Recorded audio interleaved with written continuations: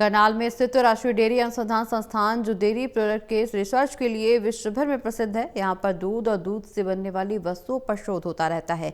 अब एक और शोध हुआ है। यहाँ पर पढ़ने वाले स्टूडेंट्स और वैज्ञानिकों ने 3D मिठाई की तकनीक इजाद की है।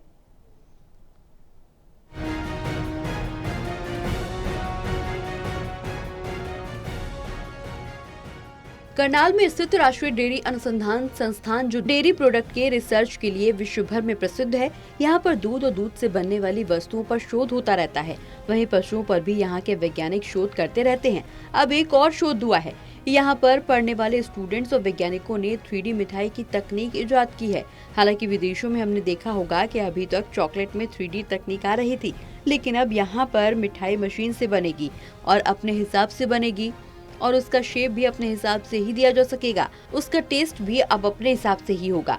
आप देख सकते हैं कि ये मशीन है जिसमें यहाँ के वैज्ञानिक और यहाँ के स्टूडेंट्स डेटा फीड करते हैं, जिससे शेप तैयार होती है। उसके बाद उसी शेप की बर्फी बनती है और बिल्कुल उसी टेस्ट के साथ बनती है, उसी खूबसूरती के साथ बनती है। यहाँ पर स्टूडेंट्स की तरफ से अभी तक बर्फी की शेप तैयार की गई है। उसमें कार्टून शेप की बर्फी, स्टार शेप की बर्फी, मछली शेप की बर्फी, हार्ट शेप की बर्फी, NDRI लिखी बर्फी, दूरदर्शन के लोगो जैसी बर्फी तैयार की गई है। हालांकि अभी इस पर और काम किया जा रहा है। न सिर्फ जो आप लोगो या शेप चाहते हैं वो शेप की बर्फी वाली मिठाई आपको मिल जाएगी, बल्कि इसके साथ साथ आपको अगर बर्फी में शुगर कम चाहिए तो वहाँ पर मशीन में फिट कर दिया जाएगा। उसी हिसाब से डेटा की आगे की जो बर्फी बननी चाहिए उसमें शुगर कम चाहिए तो कम शुगर वाली बर्फी भी तैयार हो जाएगी। इतना ही नहीं, अगर कम फैट वाली बर्फी चाहिए तो उस हिसाब से भी डेटा आपको मशीन में सेव करना होगा, तो उस प्रकार की बर्फी भी बनकर तैयार हो जाएगी। तो रिसेंटली हम लोगों ने एक रिसर्च कर रहे थे, एक नया कॉन्सेप्ट आया है 3D प्रिंटिंग का।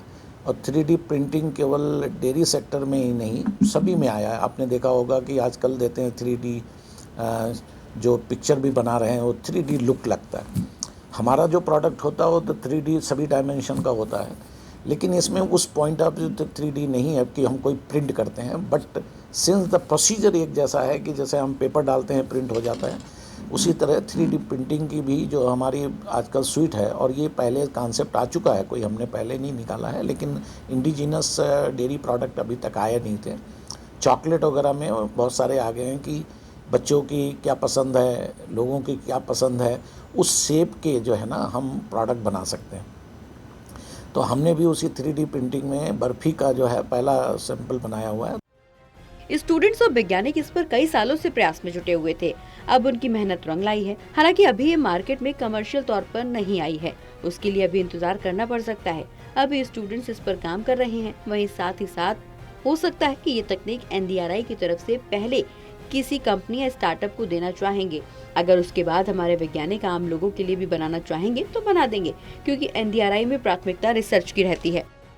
जैसे कि हम जानते हैं कि जो लोकल मार्केट होते हैं वहाँ पे जो मिठाई बनती है उसमें जो हाइजीनिक क्वालिटी होती है वो जनरली कम रहती है और हमें नहीं पता होता कि उसकी हाइजीनिक क्वालिटी क्या है। तो जैसे कि आप देख सकते हैं कि इसमें हम हाथ का कोई यूज़ नहीं कर रहे हैं, पूरा की पूरा मशीन काम कर रहा है, जिसकी वजह से उसका जो शेल्फ लाइफ होगा वो नॉर्मली अगर 7 दिन है तो हम उसको एक्सटेंड कर सकते हैं, क्योंकि माइक्रोबियल क्वालिटी जो है उसकी बढ़ जाती है।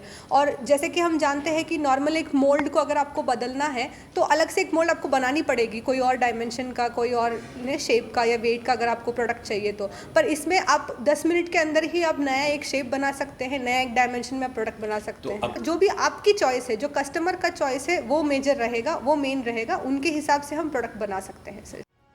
बहरहाल अगर ये बर्फी 3D मिठाई है, बाजार में आती है तो काफी हाइजीन भी लग रही है, जो आम लोग जरूर इसकी तरफ आकर्षित होंगे, क्योंकि वो अपने हिसाब से कस्टमाइज करवा सकते हैं। टोटल टीवी के लिए कमलदीप की रिपोर्ट।